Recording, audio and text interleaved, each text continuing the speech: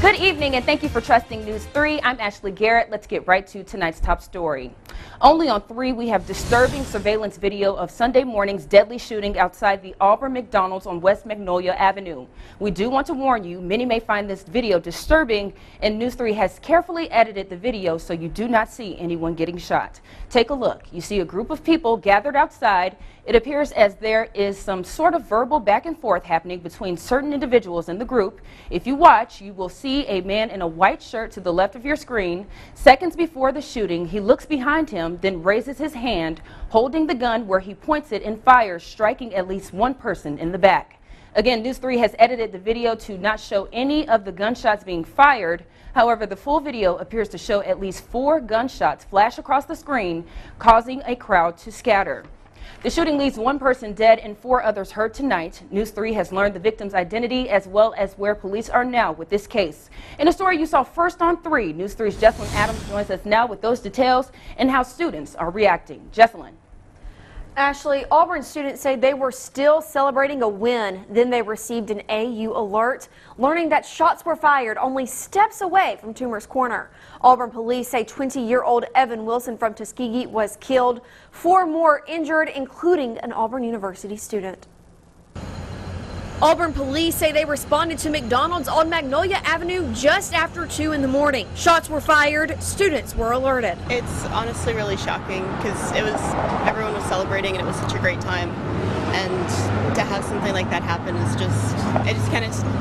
it's a tragedy and no words can describe it. Leaving 1 dead, 20-year-old Evan Wilson of Tuskegee. 4 others were injured, one of them critical. You would honestly think nothing like this would ever happen in just a small little community like Auburn. It's really, really tragic. Among the injured, a 21-year-old Auburn University student. It's just an Auburn community, and this is really a time for all of us to just come together and become the Auburn family. In addition to the shooting death, 3 from Opelika were also injured. A 16-year-old male, a 17-year-old male, and a 19-year-old woman. The 16-year-old was life-flighted out to Piedmont Columbus Regional for critical injuries. It's a tragedy that has the Auburn community shaken. And we just think that obviously it's a very safe place, but we don't ever have our head in the sand and understand that bad things can happen. As I said, officers were already on the scene in the area when this occurred, so we had persons in the area dealing with a disorderly crowd, and then we had this happen. So I don't know that we could have done anything more other than just be right there and try to make this not worse than it was. And some students say they feel safe, but are using this tragedy to become more vigilant. Being more vigilant for sure, keeping an eye out on people. It's definitely an eye-opener, yeah. Definitely more aware of my surroundings. We are working to learn the identities of the other victims. The students say they are sending up prayers for those involved. And to their fellow peers, they say the Auburn community hopes you get well soon. As far as the investigation goes, police have not released any information on the suspect. Stay with News 3 for those updates as they become available. Ashley? Jesselyn, thank you so much. Mallory Hagan, Democratic nominee in Alabama's 3rd Congressional District, is responding to the deadly shooting tonight. Even when there is criminal motive, this is her statement, families must cope with loss and the pain of wondering whether they could have done something to stop the violence. Our prayers are with the victims, their families, and all who knew them in our communities, end quote. It makes you want to hold your loved ones just a little bit closer tonight, and this next story will likely do the same. In Columbus, police are working to learn what led to last night's deadly shooting. Police say Thalmus Jones was shot and killed near the intersection of Rigdon Road and 10th Street. Police say the incident happened around 11 p.m. Among other things tonight, we're working to learn whether any arrests have been made. Be sure to stick with News 3 for any updates on this story. Only on 3 and back in Auburn tonight, a fraternity in the middle of controversy. This comes after pictures of what appears to be racially charged banners hanging from a frat house that are now surfacing. Take a look. You're looking at pictures of banners hanging from the Sigma Pi house. They were sent to us by a News 3 viewer. One of the banners reads ASU grad rate 27%, chance of winning 0%. The other sign reads GED greater than ASU degree. For those who don't know, Auburn University played Alabama State University last night, and since these pictures have surfaced, we've been getting several complaints saying the banners are racially insensitive, attacking ASU academics because it's a historically black college. Tonight, Auburn University is responding. Its statement reads in part, quote, Auburn University is committed to upholding a nurturing community, supportive of fundamental dignities and promoting integrity, responsibility, and mutual respect. We take seriously all reports of potential student conduct policy violations and investigate them fully to uphold the values and standards of the Auburn family, end quote.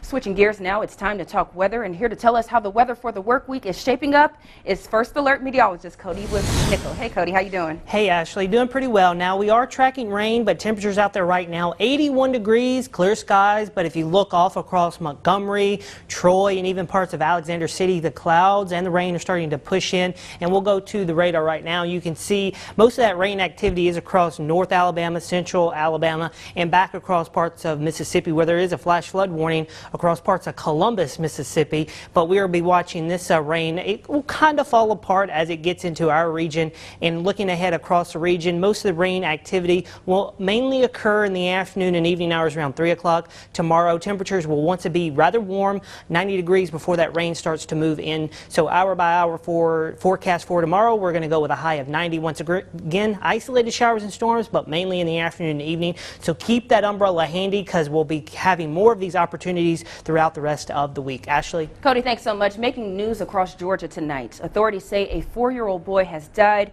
His body was pulled from the pond near his home. According to the Associated Press, a police dog and its handler located the boy Saturday night after he was reported missing in Conyers. That's about 25 miles east of Atlanta. According to the Rockdale County Sheriff's Office, the boy has been identified as 4-year-old Legend Benton. Authorities say the boy lived in a house near the pond where he was found. Tonight, a group of black women are responding to the Atlanta pastor who gave the eulogy at Aretha Franklin's funeral. Tonight, we're talking about Reverend Jasper Williams, Jr. One thing a black woman cannot do, a black woman cannot raise a black boy to be a man. She can't do that. According to the Associated Press, the women say what you just heard is what black women have been experiencing for generations: sexism and inequality in their houses of worship every Sunday. According to the AP, for many black women, Williams's eulogy reopened wounds and sternly reminded them that black churches remain male-dominated institutions where old-school resistance to women holding leadership roles is still alive. In tonight's politics report, Vice President Mike Pence says he'd agree to take a lie detector test in a heartbeat to prove he isn't the author of an anti-Trump New York Times opinion piece. Republican Senator Rand Paul of Kentucky has said President Donald Trump would be justified in using lie detectors to ferret out the anonymous writer. Pence says during a taped interview today that he'd submit to any review the administration wanted him to do. Pence also says the individual who wrote the piece should resign. But look, I think the honorable thing to do here is for this individual to recognize that they're literally violating an oath. If they are that senior administration official, that they're violating an oath, not to the president, but to the Constitution. Treason? Look, it's un-American. And I think that's why you've seen Republicans and Democrats condemn this.